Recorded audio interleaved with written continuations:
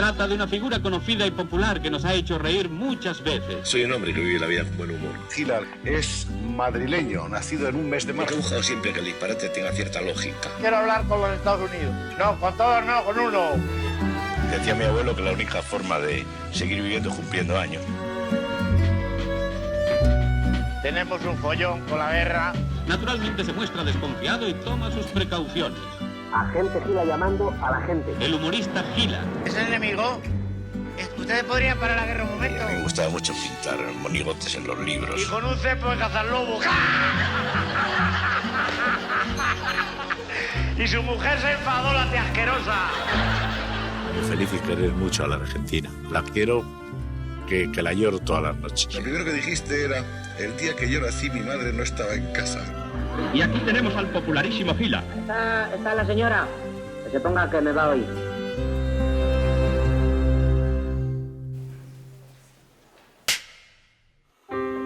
Esto del humor, como es una especie de estafa cerebral donde tienes que sorprender, hay que manejarlo de manera que la gente no sepa nunca qué vas a decir, porque si lo sabe de antemano es como que no sorprende nada. ¿Cómo se hace así?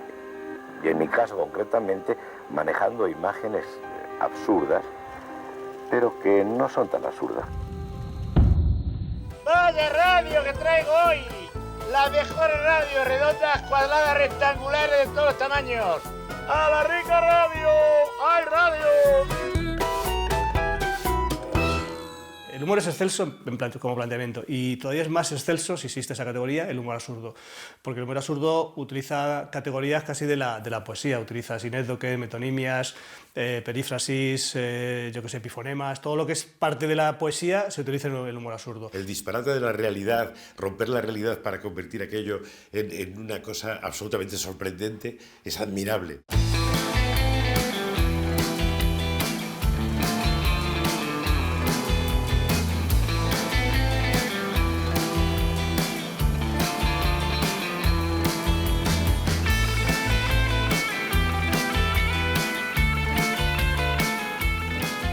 Cuando hace esas frases de humor absurdo, si tú quieres, o surrealista, pero cuando hace una frase como hizo aquella de que cuando yo nací mi madre no estaba en casa, que yo era impresionante. La historia de mi vida, que conté en aquella época, que es la misma de ahora, es la siguiente. Resulta que yo tenía que nacer en invierno, pero no me habían comprado el abrigo y dije, me espero y nazco en el verano, con el calorcito. El mismo talento que tenía para crear de la nada situaciones e inventarse historias y crear mundos, yo creo que se lo aplicaba también un poco a sí mismo. No por maldad ni por engañar, sino un poco tal vez por adornar una vida que no había sido precisamente luminosa. Es el que mejor define la situación de España después de la Guerra Civil, con ese chiste tan conocido de yo no es que sea cojo, lo que pasa es que me fusilaron mal. Y alguien dice que a Gila le habían fusilado en la guerra y que no le mataron y tal, bueno, que era autobiográfico. Yo no puedo decir que esa anécdota o ese chiste corresponda con una realidad. Que éramos 14 y murieron 12, o sea que la broma no fue menor. No sé si me desmayé, me caí, me empujaron, me tiré, qué sé yo. Yo creo que me caí de culo, del susto. Si alguien no puede inventarse una vida de sí mismo, ¿quién puede hacerlo? A mí eso es una cosa que siempre me ha atraído mucho. Dejar todo en tu biografía tan oscuro que después no se puedan entrar. O sea, eso me parece una cosa divertidísima. Creo que todos nos inventamos una vida y si no nos inventamos el argumento completo, sí lo maquillamos y lo adaptamos a nuestras conveniencias, entre otras cosas, porque vivir con la verdad sería algo absolutamente horrible. Es decir, no sé, sería excesivamente un castigo excesivamente doloroso para cualquiera. No sé hasta dónde se inventó una vida, pero si lo hizo fue porque la que tenía no le gustaba.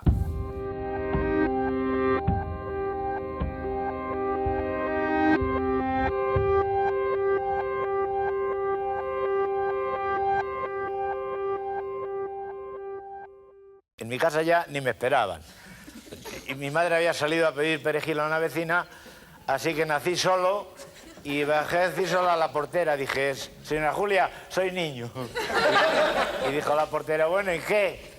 Dije, no, que he nacido, no está mi madre en casa, a ver quién me da de mamar. Y me dio de mamar la portera, poco, porque estaba la pobre ya que ni para un cortado. Ese monólogo que empieza de esa forma, que había empezado de otra forma en otra época, es una de las colecciones de monólogos que me gusta más por esa mezcla de surrealismo, pero a la vez posibilidad. El hecho de que las cosas no hayan sucedido no quiere decir que no puedan suceder. Es decir, son cosas que se podrían dar. ¿Por qué no puedo llevar una vaca a casa y ponerla de nombre Matilde? Se le puede caer un cuerno a la calle, darle a un señor de luto. Una dola, tre la catola, quina quinete, estaba la reina en su gabinete, vino Gila, apagó el candil, candil, candilón, guardia y ladrón. Esto lo cantábamos de pequeños, me acuerdo en Puerto Llano. Y es que Gil ha estado tan presente en nuestras vidas, a la gente de mi generación, por favor.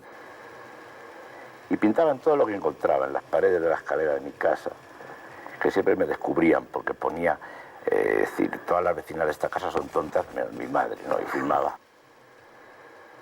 Hombre, él no era dibujante, quiero decir, tenía una torpeza en el dibujo, pero esa misma torpeza era su arte. Un dibujo muy naif, muy sencillo, muy ingenuo, pero muy eficaz. Unos señores con la cabeza muy grande, unas patucas, un dibujo relativamente infantil, pero muy efectivo, muy acorde con el humor que hacía también en los sketches. Y esos monos creados con esa nariz tan extraña, tan... O sea, porque a lo mejor para llegar a la inspiración es mejor por el olfato que por el cerebro. A mí el Gila primero de los chistes gráficos, pues no te creas que lo entendía mucho porque me pilló muy niño. Pero luego, Dios mío, ya no se puede sacar más partido. Y además conseguir que una guerra sea divertida.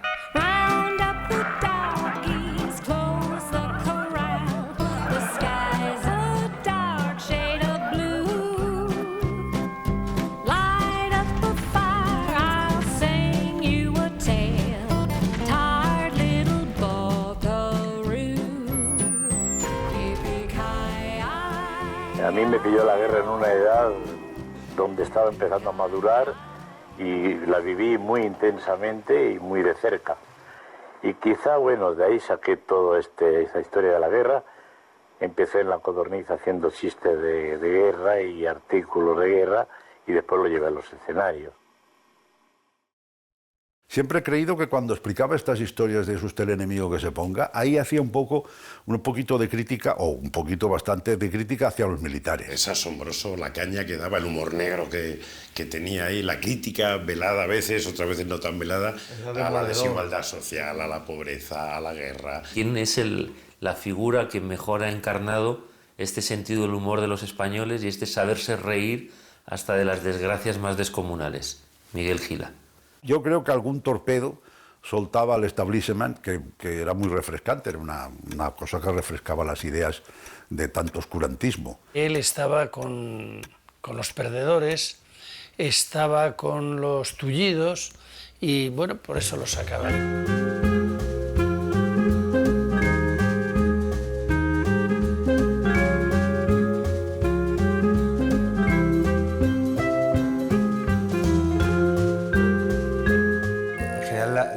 Que yo veo en las viñetas también los veo en los monólogos de Gila. Y las viñetas, que conste, que eran autorretratos. Él se hacía a sí mismo, el personaje de Gila era Gila. Pero claro, lo que decía, lo leías y tenías, ¿cómo te diría yo? Tenías que poner la cara de Gila o la impostación de voz de Gila para verdaderamente sacarle todo el jugo que tenía aquel dibujo. El dibujo es como el onanismo, ¿no? Y la actuación es como una especie de orgía. ¿Quién? O sea, no hace falta malas razones, ¿no? Mejor el onanismo que las orgías, ¿no? Las orgías son más cansadas. Pero claro, no es lo mismo salir allí dentro 200 o 300 personas y que se rían contigo. Porque eso, y además que se rían contigo no de un chiste de estos malos que cuenta un cuñado en cualquier boda de mierda, ¿no? Gila tiene un monólogo que es absolutamente blanco, menos en un momento, concreto donde se le va la cabeza, por decirlo de algún modo, ¿no? Cuando dice en un monólogo, por ejemplo, ante una inocentada en la que se le cortaba la cabeza a uno, dice, si no soportas las bromas, no vengas al pueblo o algo así. Bien, pues esas cosas exageradas que él tenía, en las viñetas las concentraba en una sola imagen. Y broma buena la que le gastamos al boticario, que en paz descanse desde entonces. Tenía la botica de guardia y despachaba por un ventanuco. Le pusimos la receta un poco lejos, sacó la cabeza para leerla y con un cepo de cazar lobo. Y su mujer se enfadó, la tía asquerosa.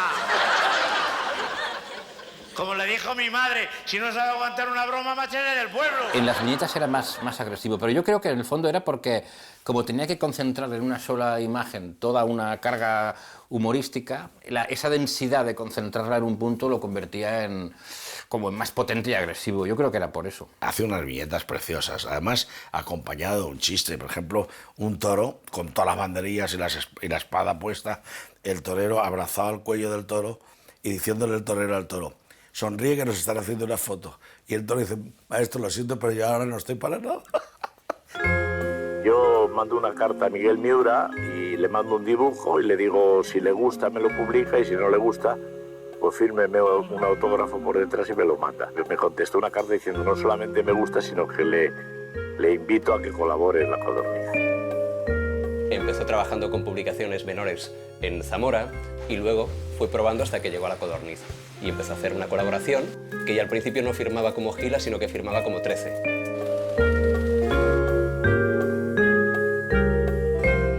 El dibujo puede que tuviera alguna censura porque era tremendo. Es quizá uno de los grandes representantes del humor negro. Conociendo a Miguel Gila, que lo conocí, no su actitud, su poética, su relato, como estamos ahora, se dice ahora, no tiene que ver con la censura, sino con su punto de vista sobre la vida.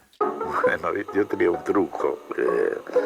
Cada vez que escribía algo para el teatro, intercalaba, no importaba dónde, yo intercalaba la palabra culo, teta, pedo, y entonces el censor inmediatamente, como si estuviera obsesionado, el cerebro se le iba a esas palabras y las tachaba. Si hablamos de dictadura, hablamos de ignorancia, y si hablamos de ignorancia, hablamos de gente inculta. Y los censores normalmente eran gentes incultos que no comprendían esa ironía y por eso no lo censuraban, ¿eh? Siempre he procurado tener la mente clara y sobre todo leer a los grandes maestros del humor como Pushkin, Averchenko, Chekhov, Jardiel Poncela, Neville, Tono, Miura, es decir, toda esta gente de la cual yo aprendí mucho.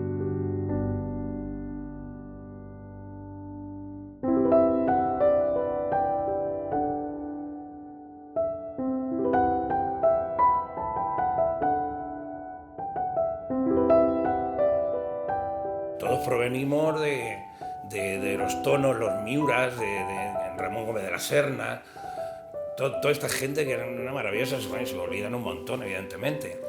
Pero de ahí, al rebufo de ellos, pues salieron luego Típico, Gila, los primeros monologuistas. Eran hombres muy cultos, que eso hay que decirlo y hay que reivindicarlo. Es decir, la base de ese tipo de humor y en ese contexto y en ese tiempo es la cultura. Ellos utilizaban el humor como una especie de bandera.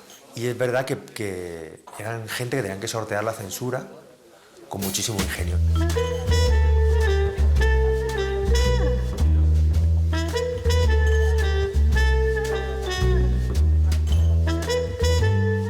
Que yo cuando entré en el teatro, es decir, cuando entré a conocer gente del teatro fue porque ya traía esa tarjeta de visita que era La Codorniz. Así conocía a Conchita Montes, conocía a los Ozores y a Edgar Neville y toda esta gente que de alguna manera me metieron en el mundo del teatro. Hay un montón de historias sobre el debut de Gila en el Teatro Fontalba. Que si lo sacó Antonio Casal, que si salió él directamente al escenario. No podía ser que él saliera porque en ese momento se inspiró y decidió dar el salto, porque ese mismo día, por la mañana, el periódico ya había sacado un anuncio en el que él salía. en el cartel, con lo cual, de una forma u otra, su presencia estaba ya prevista. Yo tuve la oportunidad de conocerlo, o sea, de verlo por primera vez en un espectáculo en Madrid que era Todos contra Todos, que era con Tony Leblanc, Antonio Casal, Ángel de Andrés, Gila.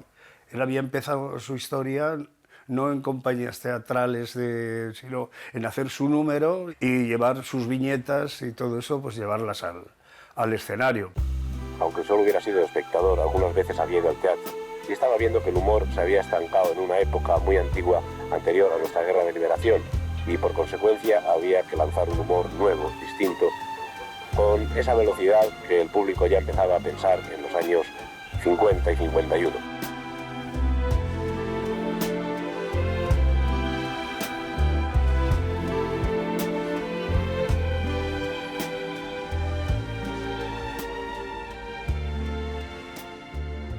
Hizo lo que le apeteció hacer, y como resulta que lo que a él le apetecía hacer y su estilo era absolutamente personal y novedoso, cambió el paradigma del humor de la época, pero ya digo, sin pretenderlo. Probó con Ozores, con uno de los hermanos, probó con Tony Leblanc y probó con Mari Sampera. Temas de agenda, enfrentamientos entre las personas, especialmente con Leblanc, tuvo sus más y sus menos. Un día se le ocurrió, oye, ¿y si mi compañero está pero no está? O sea, es un sujeto elíptico, ¿no? Que no aparezca, y ahí apareció el teléfono.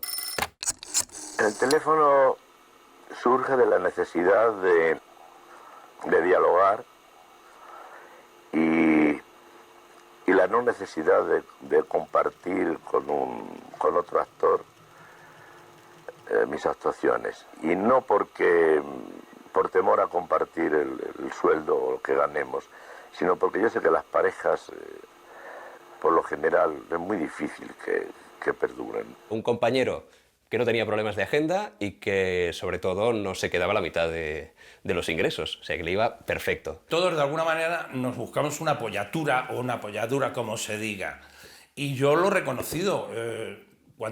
Cuando terminamos, nos separamos Josema y yo me sentía un poco, me faltaba un báculo ahí, algo, una apoyatura, está claro. Lo que yo no sé ahora qué es lo que habría hecho si seguiría con el teléfono.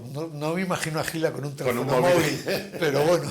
Saldría con una mesita, con una batería de teléfonos y de iPads y de centrales de estas nucleares que hay, y se pondría a llamar a uno, a otro, espérate, fulanito, a hacerse selfies, o enviar y decir, mira qué cara burro tiene el Antonio. En fin, seguro que lo haría. De este aparato, que es un teléfono, que lo inventó un señor que se llamaba Graham Bell. Es un aparato muy divertido, pero no hay que equivocarse de número, porque yo me acuerdo que me equivoqué una noche a las 4 de la mañana, me dio una pena. Pobre hombre, dije, discúlpeme que le haya despertado a estas horas. Y dijo, no importa, me tenía que despertar igualmente porque estaba sonando el teléfono. Como Gila no vio nadie. O sea, yo creo que Gila era un tío que era brillante, que era creativo, que era una cosa impresionante, era como una fuerza de la naturaleza que subía. Mira que era pequeño, canijo, delgado y poca cosa. En cambio, yo he visto, no sé, escenarios, pero impresionantes, con el tío solo con el teléfono al lado, y es que te quedabas alucinado de lo que veías. Llegaba a gente mayor, a gente de mediana edad, a los niños, y al final gustaba muchísimo a la gente que no lo había oído nunca, que eran gente de 20 años, cuando Gila tenía 80. Probablemente debe ser de los pocos que pueden conocer, ¿no? de esta generación. Dentro de lo poco que se conoce, cualquier cosa que tenga más de 120 días. ¿Usted qué nota? Como sofoco, ¿no? Como calor, ¿no? Y mucho humo. Y huele a chamusquina. Sí, eso va a ser un incendio, sí. Era como actor espectacular. Y las coletillas, la forma de decir las cosas, era todo una máquina engrasada perfecta. Yo una vez le pregunté, Miguel, ¿cómo es que llegas tan bien a la gente? O sea, explícame tu secreto, ¿no? Porque yo como publicitario quiero aprender de ti, ¿no? Y me dijo, mira, en un teatro, tú cuando tienes aquello lleno el teatro y tienes 800 personas entre la platea y el anfiteatro, tú tienes que pensar como el más inteligente de ellos. Pero tienes que hablar para que te entienda el más tonto. ¿Está la señora? Que se ponga que me va a oír.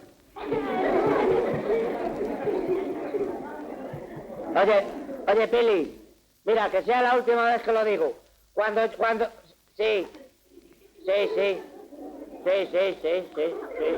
Bueno, luego bien sí. Sí. No, yo lo di, sí. Sí. Bueno, pues Miguel hace un humor que puede entender cualquier ciudadano de a pie, que lo entienden, que se ríen con él, sin necesidad de tener que pasar por la universidad, ni al contrario. Era capaz de transmitir en un monólogo una idea humorística con una simplicidad que solamente la puede conseguir alguien con un talento fuera de toda discusión. ¿Sí? ¿Quién es? ¿Soy yo? ¿Quién es? Hola. Sí, dime. ¿Ah? Aquí estoy liado, fíjate. ¿Eh? No, señor, ¿no? Pues fíjate, oiga. ¿Eh? No. Sí. Bueno, pues dímelo, ¿eh? Qué tonta eres. Tenía un humor muy particular, tierno y a la vez feroz. No creo que haya una etiqueta que se le pueda poner al humor de Gila, la verdad. No es español, no es... Yo creo que si lo hubiera hecho en Alemania, hasta los alemanes le habrían comprendido, ¿no? Si hubiera nacido en Nueva York, hubiera sido Groucho Marx. Han tenido monólogos de toros, que está para comerse, monólogos de fútbol, un tartamudo retransmitiendo un partido de fútbol, que eso era para morirse. Lo de la guerra, ellos, la guerra, ellas. Si ellas fueran la guerra, bueno, lo del niño de la matrícula del colegio. Yo, todo lo que ha hecho Gila, todo me ha encantado. Yo creo que son obras de arte, todo. Son pequeñas obras literarias perfectas. Todos los recursos humorísticos del absurdo están plenamente vigentes, que por otra parte son lo más ingenioso de esos monólogos. Y entonces sigue provocando la risa, porque evidentemente que un niño nazca cuando su madre no está en casa es gracioso en tiempos de Franco, en tiempos de Ramsés II y en tiempos de Donald Trump. Otras personas que hubiesen tenido la misma vida que Miguel Gila, no por ello hubieran canalizado esas vivencias en unos monólogos o en unas obras maestras del humor como él hizo.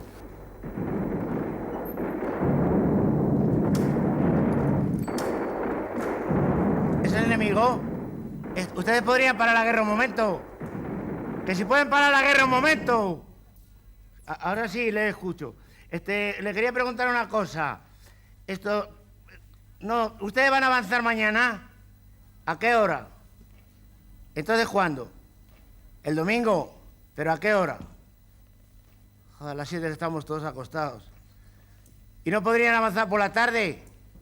Después del fútbol. El humor, al fin y al cabo, es un grito de libertad, es una forma de interpretar la realidad, de aprender la realidad para ridiculizar la mezquindad, la hipocresía, las desgracias de las clases sociales más desfavorecidas, en fin, todo eso. Entonces, eso resulta mucho más brillante cuando realmente la situación es muy injusta.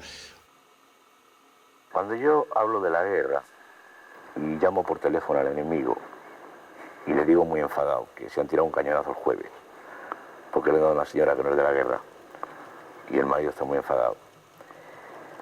Para mí esa señora que no es de la guerra significa, es un simbolismo de lo que puede ser una población civil que no tiene nada que ver con la guerra y que de alguna manera sufre las consecuencias. Es decir, no digo que le han dado a una señora gorda que no es de la guerra por el solo hecho de hacer reír, sino porque quiero al mismo tiempo hacer pensar un poco. El ambiente que vivió Gila le permitió hacer algunas piezas humorísticas que son para enmarcar y para guardar. Él contaba que cuando entraron en la cárcel los hicieron desnudar y les pusieron la ropa que llevaban, la hirvieron para que se desinfectara y la tiraron toda al suelo y que se pusieron pues lo primero que encontraron. Y había uno que cogió uno y se le veía el culo. Y se ve que en esa situación, que era lamentable la situación, pues les hizo gracia todo y se pusieron a reír. Y aparte de eso, además, es una forma de poner en valor la alegría de vivir frente a, por ejemplo, en el caso del franquismo, un país que está sumido en la idea de positivizar el sacrificio, el sufrimiento. Por supuesto, el sufrimiento ajeno, ¿no? Claro, Y entonces los monólogos de Gila... La señora de los collares... Están en esa labor, en la labor de dar un grito por la vida, de vamos a reírnos.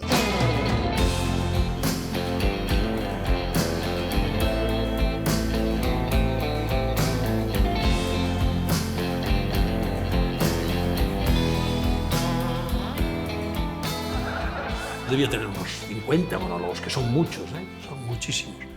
¿Qué pasa? Que decía o acostumbraba a contar los que más hacían reír. El monólogo del piso pequeñito, el de los bestias de que se vaya del pueblo si no le gustan las bromas.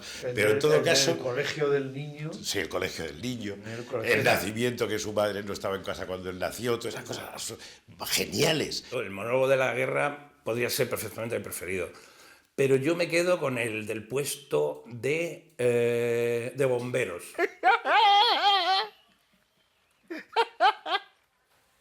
Yo me gustaba Gila todo lo que hacía, pero sus personajes eran ese bombero que podía hablar de todo no tenía nada que ver. A lo mejor pues decía así lo de la manguera, de esto, lo otro. Siempre con casco. Yo lo veía siempre con casco. Con boina, a mí me gustaba más Paco Martínez Soria. Y dice que sí, que dice, yo descubrí quién era Jack el Destripador. Nos encontramos un cuerpo, un hombre ahí tumbado, nos mosqueamos porque llevaba ya un mes, ¿no? Y dijo el sargento, mucho sueño para un adulto. Él retransmitía, como si fuera un locutor de fútbol, una operación de riñón.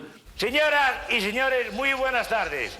Hablamos a ustedes a través de nuestros micrófonos deportivos instalados desde esta mañana muy temprano en el quirófano del doctor Menéndez para ofrecerles en directo la retransmisión de la operación de riñón que se va a celebrar dentro de breves instantes.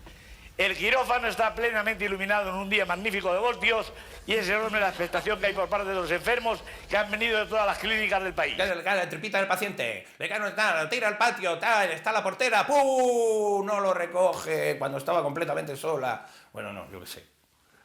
Yo le amo.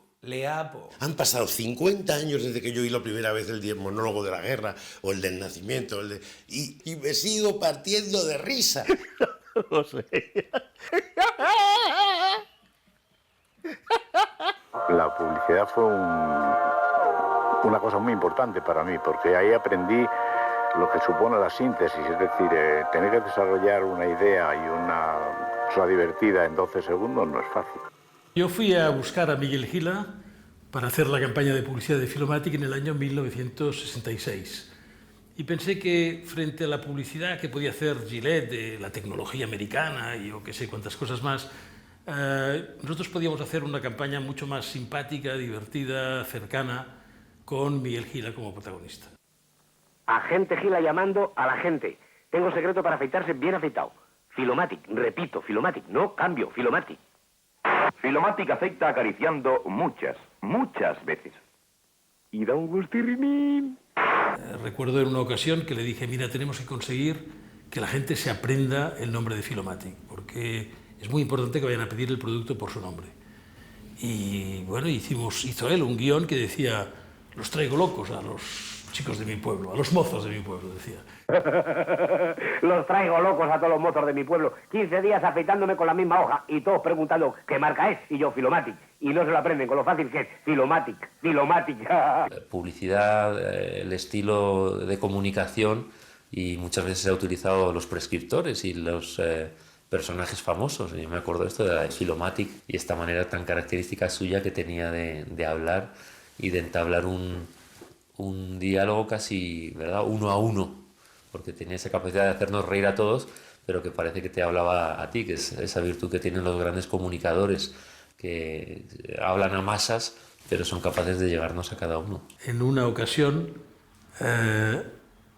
vamos a un rodaje y dice, oye, me gustaría tener un decorado de Rusia. ¿De Rusia? Sí, sí.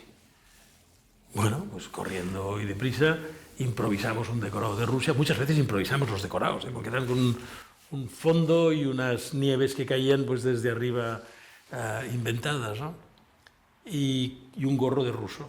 Krakowa Navis Gotigrado, Adovesna Cernovicia Filomatikov, Krasna Borovania Alekanovic Ochichornia Filomatic. Más de medio mundo se afecta ya con Filomatic. Es tan suave. Y Don Gustirinov. Os aseguro que no se me hubiera ocurrido en la vida hacer un spot para las hojas Filomatic hablado en ruso falso. Él hacía cosas increíbles. Un día en mi casa, en Llavaneras, me dice, te voy a enseñar cómo voy en bicicleta al revés. Yo tenía una gran afición al ciclismo y quería correr en la Vuelta a España, pero ¿sabe qué pasaba? Que cuando salía yo ya estaban todos a 3 kilómetros. Entonces dije yo, lo mejor es aprender a montar bicicleta marcha atrás y cuando se alejan yo me voy para atrás y llego a la meta y mientras ellos dan la Vuelta a España, hace rato que soy campeón yo.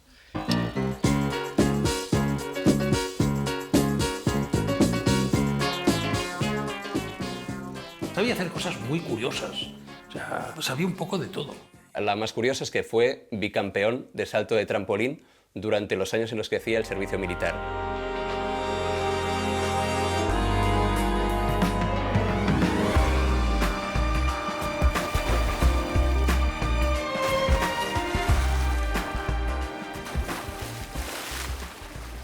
Le gustaba experimentar con todo. Era un hombre inquieto y muy culto. Era un hombre que había leído muchísimo, muchísimo y que había visto mucho cine y mucho teatro. Miguel, en Argentina, él se interesó por Stanislavski, hizo cursos con otros actores en este sentido, trabajó mucho la técnica de interpretación. Necesito ser rico, don Ernesto. Bueno, vamos, no es que quiera ser rico por vicio, es por necesidad. ¿Y a qué esperas para casarte con tu gorda? ¿A que bajen las patatas? ¿Se come 15 kilos para cenar? Él quería hacer cine más serio y los directores no querían hacer cine con él como protagonista porque decían que el público ya tenía tenía el perjuicio de que él era un humorista, un actor cómico y no funcionaba como actor serio, como actor dramático.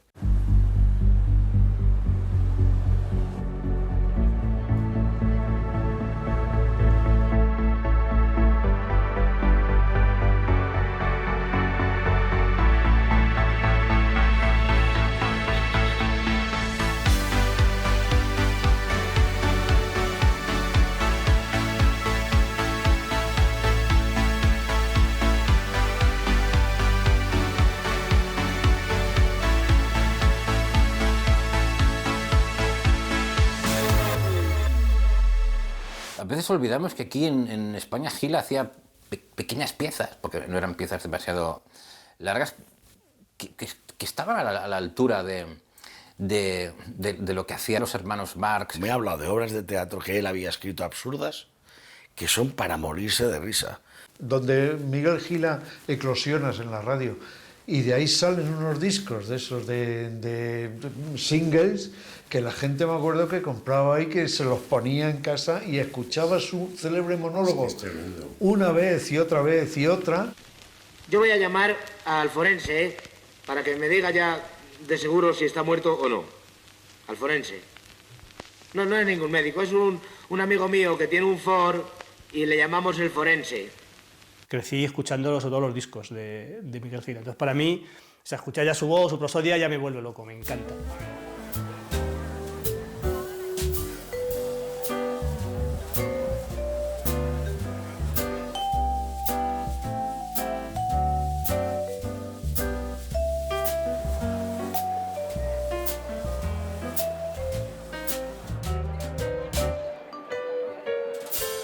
Era la mujer de Franco que lo consideraba ingenioso. Le gustaba lo que hacía, lo había visto en alguna ocasión y lo llamaba para que fuera a las actuaciones de La Granja del 18 de julio. En los años del franquismo, el que tenía éxito estaba sometido a a unas exigencias protocolarias por parte del régimen, que al régimen le parecían muy habituales, pero seguramente a la persona no tanto. Creo que lo llamaban para ir a los saraos estos, lo que pasa es que eso no significa que el tío fuera un colaboracionista. Entonces, cuando yo escucho reclamar a algunos compañeros más veteranos que han acudido a ciertas exaltaciones y tal, normalmente lo escucho de voces de gente que nunca ha tenido éxito. Es decir, yo no lo escucho de gente que haya dicho, a mí me invitaron y yo no fui, y yo era muy famoso. No he conocido, siempre he conocido a mediocres que evidentemente no iban a la fiesta, primero porque no les invitaban. Tenía una ideología muy marcada, pero efectivamente tuvo que bandearla bajo una dictadura, ¿no? Entonces eso él también lo llevaba mal. Bueno, no olvidemos que este hombre estuvo en la guerra, era republicano, no le gustaba Franco y era un tío con unas ideas más liberales que lo que pudiera haber por aquí. Es decir, muchas personas se vieron forzadas o se vieron presionadas a actuar independientemente de que fueran simpatizantes del régimen o no lo fueran. Siempre me recuerda a una tía abuela mía que pasaba mucho tiempo con nosotros, mi tía Ica, le decíamos, se llamaba Presentación, le decíamos Ica, que era muy conservadora, muy católica y muy conservadora, pero se moría de risa con Gila. Entonces siempre que lo veíamos en la tele, ella se reía muchísimo y decía, qué bruto es, y es republicano, pero qué gracioso. Bueno, ya sin ser fiesta lo pasamos muy bien, porque somos muy amigos de las bromas. Me acuerdo yo hace años, cuando pusieron los hilos de la luz, la alta traición, que le dijimos al Indalecio que eran para tender la ropa. Subió para arriba, se enganchó, venga. Cuando cayó al suelo parecía la ceniza un puro. Dice el alcalde que no sople nadie hasta que no venga el juzgado. Y el desgraciado del médico diciendo, dejadme que le pongo la indición del tuétano. Y lo que nos reímos, venga. Hasta su padre dijo, me habéis dejado sin hijo, pero me he reído. España es un país muy pequeño. Entonces España es muy pequeño y somos muy cainitas y siempre enseguida nos gusta sacudir, nos gusta. Yo tengo calidad moral porque soy de derechas y tú eres un izquierdista, o al contrario, yo soy una persona de izquierda y tú eres un de derechas. Eso me parece algo lamentable.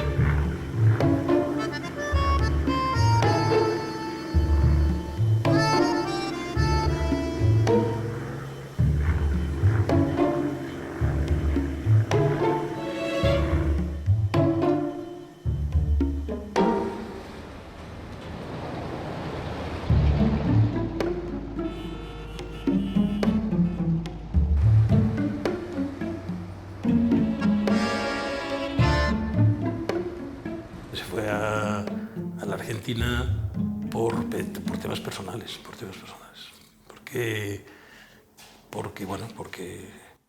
Porque creyó que lo tenía que hacer así, aunque él decía que era por temas políticos. También por la censura y porque, bueno, a lo mejor pagaban más en Argentina, no lo sé, diversas cosas. ¿Por qué se había ido? Luego, cuando se presentó con la camisa roja y todo eso, pues yo no creía en lo de la política, porque su humor no tenía nada que ver con un sentido político. Él tenía un problema con su exmujer. O sea, Gila se casó en segundas nupcias con Dolores Cabo. Él vivía con ella desde hacía mucho tiempo, pero tenían problemas. Y encontró la manera de casarse con ella en América. Y el hecho de casarse con ella no era permitido en ese momento porque no tenía el divorcio. Y como no tenía el divorcio, lo acusaron de bigamia. Y como lo acusaban de bigamia, lo perseguían. Y ya estaba muy harto, la verdad, de que la gente se diera golpes con el codo cuando entrábamos en un bar o en un café, ¿no? Y eso me ponía muy mal, la verdad. Entonces decidí irnos fuera porque de alguna manera íbamos a encontrar más libertad. A mí lo que me asombra del exilio de Gila es cómo triunfó en Sudamérica. Y triunfó en Venezuela, triunfó en Argentina, en la radio, en el teatro, montó una compañía de teatro, o sea que realmente le fue muy bien, aunque desde luego le pesaba mucho la ausencia de España. Todo, bueno, yo lo he visto en México, con la plaza y sus gentes llena hasta arriba, una cosita así pequeña que era él con el teléfono, y la gente tirada de risa. Miguel Gila ayudó a Serrat a introducirse en en Argentina, en México, en otros países centro y sudamericanos. Gil hacía muchos años que iba por ahí. Serrat al principio era un desconocido y Serrat le debe mucho a Gila por haberlo ayudado a introducirse en esos lugares, ¿no? Yo le manifestaba a Miguel mi inquietud, mi preocupación, porque no sabía qué tal me podrían andar las cosas. Era una gente en aquel momento para mí desconocida, un sitio muy lejano. Y él me dijo, no te preocupes, porque aquí vas a gustar mucho. Lo único que como vas a tener que pasarte mucho tiempo, tendrás que aprender a comerte el turrón con el melón, en referencia a que las Navidades en Argentina son a 45 grados. Y la verdad es que aprendí a comerme el turrón con el melón. Amo a Argentina profundamente porque me ha dado los 20 años más felices de mi vida han sido los que me ha dado Argentina, incluso una hija. Y bueno, eso me hace sentirme muy feliz y querer mucho a la Argentina. La quiero que la lloro todas las noches.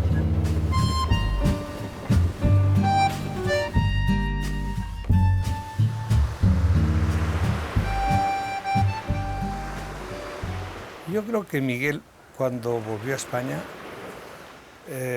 vino a Barcelona influenciado por varias razones. La primera es que a él Madrid no le gustaba. No sé por qué, pero a él Madrid no le gustaba. No sé si por una relación con su pasado que no le hacía sentirse cómodo en Madrid, quizá porque Barcelona se parecía, bueno, se sigue pareciendo mucho a Buenos Aires, en algunos de sus barrios, y yo creo que también por fantasía, porque estableció una relación de fantasía, ¿no?, con Barcelona, que creo que no llegó a cumplirse nunca. El hecho de salir de mi casa y a 10 minutos estar frente al Mediterráneo y sentarme en el rompeolas donde mi padre tuvo el accidente y a consecuencia él murió, quizás sea inconscientemente lo que me atrapa más a tiempo.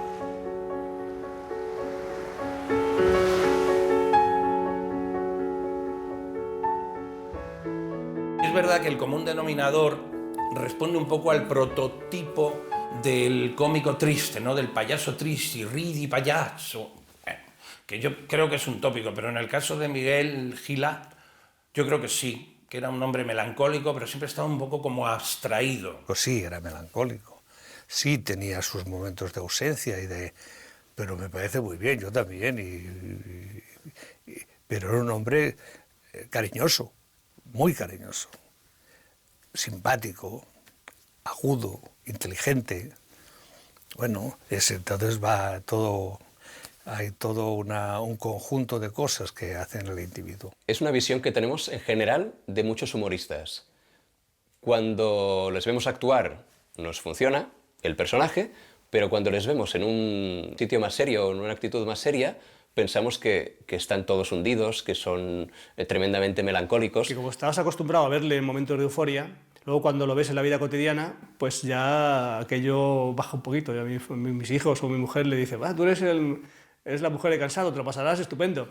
No, me lo paso más bien regular. Incluso cuando lo veías tan serio, él tenía su cosa preparada para sorprenderte. En determinadas épocas de su vida era juerguista, le gustaba mucho estar a gusto en la vida y disfrutar de ella y apurarla y pasárselo bien. Y contaba que había vivido como un cura, o sea, Gila era un tío que dinero que entraba, dinero que cogía y se largaba por ahí a dar la vuelta al mundo, a París o a donde fuera para ver cosas. Y no sé si para inspirarse, supongo que sí, porque un tío cuando viaja, yo creo que Gila no era turista, era viajero. Pero también es cierto que esa misma sensibilidad que le provocaba disfrutar de la vida como si no hubiese más días sobre la Tierra, esa misma sensibilidad le hacía a veces estar triste. La última vez que le vi a Miguel me impresionó estar absolutamente de la actitud física hundido, pero amigo, o sea, había que salir del escenario en ese momento, o sea, había algo ahí, un chute de endorfina, yo qué sé, aquello se rejuvenecía, o sea, era algo espectacular. Lo cual le engrandece, porque luego realmente cuando le veías ser Miguel Gila, el de la camisa colorada, realmente se transformaba. Y toda esa tristeza que él llevaba la dejaba en su baúl de artista y era capaz de contagiarnos un optimismo inusitado, ¿no? Pero yo no considero que ni especialmente fuera alguien depresivo, ni especialmente fuese un hombre exuberante de alegría. Era un hombre como todos nosotros, en el fondo, potenciado tal vez todo y amplificado por el altavoz de la sensibilidad. ¿Y no está mi tía Rosario? Que se ponga. Mi tía Rosario es una solterona. Cuando nació ya le dijeron al padre, ha tenido usted una soltera. ¿Cómo la verían? Y las ganas que tiene de casarse, a todas las bodas va. Se sienta atrás y cuando dicen, ¿quiere por esposo a este? Dice ella, si no lo quiere para mí. Si no hubiese existido Gila nunca y naciese ahora un Gila que hiciese por primera vez lo que Gila hacía, se le criticaría muchísimo, porque muchos de sus monólogos, muchas de sus hallazgos humorísticos ahora serían considerados totalmente incorrectos, por supuestísimo. Yo creo que la figura de el medio paleto que se hacía con la boina y tal, ya esa sociedad no existe. Y además probablemente no sea políticamente correcto hacer chistes de paletos. Pienso que los personajes que yo hago de la boina no son crueles, sino tiernos y que responden a toda una verdad que llevan con ellos mismos, ¿no? Son muy sinceros, muy espontáneos y dicen las cosas como las sienten, sin el temor a herir a nadie ni nada, porque lo dicen porque lo sienten así. La gente está con la piel muy fina y muy alterada y inmediatamente se cabrean y te montan una manifestación o te llevan a tribunales. Hemos visto gente que ha sido perseguida por un chiste en Twitter y no deja de ser un chiste y incluso se les ha llevado a un tribunal. Eso es un disparate. Y si antes la censura estaba personificada en una derecha dura, bueno, tal vez ahora la censura está escenificada en una izquierda dura también. Y en este mundo vamos de un lado para otro recibiendo collejas de los dos extremos, y Gila las recibiría más por parte de la izquierda que por parte de la derecha. La derecha ya le dio y ahora le daría a la izquierda. Yo sostengo con otros compañeros que lo políticamente correcto a medio plazo acabará con el humor.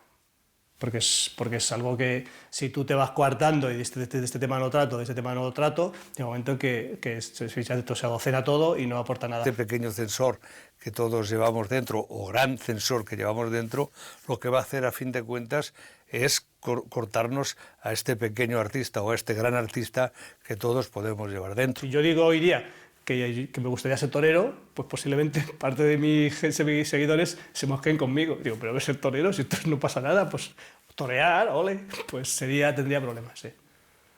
La corrección política viene de los grupos de presión de las redes. Que hace que cualquier cosa pueda ser incorrecta, injuriosa, desdeñable. Yo creo que a Gila le haría mucho daño el ver esto. Yo creo que a Gila este despelote pampero que hay en el sentido creativo, que cualquier cosa vale, cuanto más tonto y gilipollas sea, más visitas tiene. A pesar de todo, de esta dictadura de la corrección política, vimos una etapa buenísima del humor, ¿no? Hay muchísima gente haciendo humor de muchos tipos. Yo que soy un poco entomólogo y en fin, veo mucho humor del mundo entero y tal. El belga no es un buen ejemplo. Francés, alemán, italiano y tal, y no hay nada que ver. O sea, el humor que se hace en España ahora mismo es magnífico. Hay una decena de nombres de excepción. En nuestro caso, nosotros estamos disfrutando mucho del descerebrado ese que ha puesto el presidente de los Estados Unidos. Es brillante el personaje, es una caricatura, es no sé, ridículo. Y cada día es portada.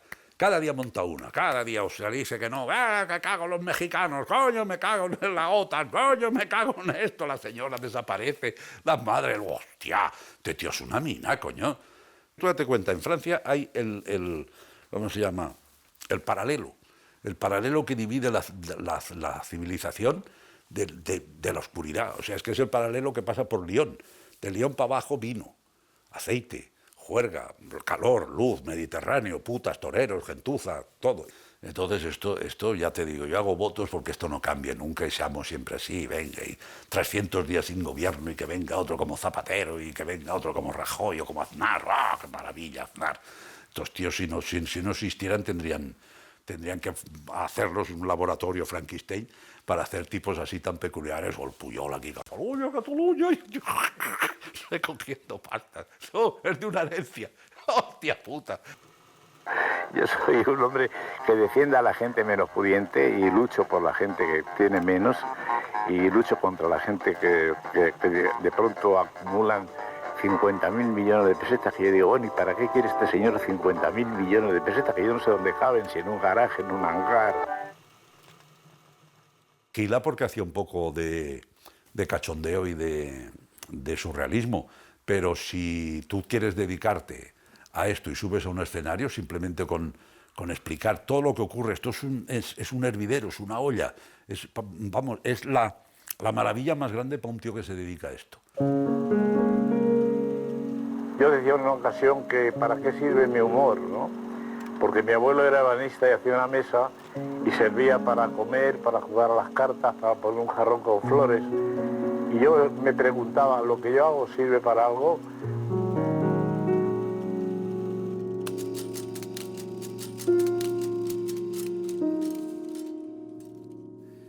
El tiempo es muy jodido para cualquier ser humano, ¿no? Los grandes hombres acaban en el parque público cagados por las palomas. Nosotros somos una generación que nos hemos educado con Miguel Gila, que nos hemos educado con el Mayo del 68 y que nos hemos educado con Hermano Lobo. Tú imagínate, hemos aprendido muchísimo. Cuando nosotros empezamos ya a hacer viñetas, ya sabíamos de qué teníamos que hablar. Y sobre todo lo que sí que creo que consiguió Gila es dar como pinceladas en otros humoristas. Es verdad que nuestra línea, Femino y yo, nuestra línea es un poco en ese sentido absurdo, surrealista que tenía Miguel Gila, ¿no? Yo de Gila quizá aprendí eso de decir, coño, no, es bonito, pero hay que mejorarlo. O sea, esto está bien, pero hay que ser más brillante. Gila ahora llevaría, si siguiera, llevaría 60 años casi publicando. Mingote, pues estuvo 60 o 70, ¿no? Pero esos son solo las cumbres de una profesión que es una especie a extinguir. Yo creo que Gila practicaba un humor que sigue absolutamente vigente hasta el punto de que yo no creo que exista un humorista en España que practique el monólogo que no lo tenga presente en su trabajo. Para nosotros era muy inspirador y siendo un cómico que no era de nuestra generación, sí que nos influyó, sí que nos inspiró. Y siempre muchos cómicos lo nombramos como un referente, Gila. Miguel perdurará en la medida que perdure lo que él fue capaz de incorporar, incluso cuando la gente no sepa de que esté hablando y diga mi suegra se fue a operar, se quiso quitar 15 años y se quitó 15 días. Pues eso lo van a decir toda la vida y eso lo dijo Miguel Gila. Soy cantor, soy embustero, me gusta el juego y el vino, tengo alma de marinero. ¿Y qué le voy a hacer si yo nací en el Mediterráneo? Nací en el Mediterráneo. Fuiste a hacer casi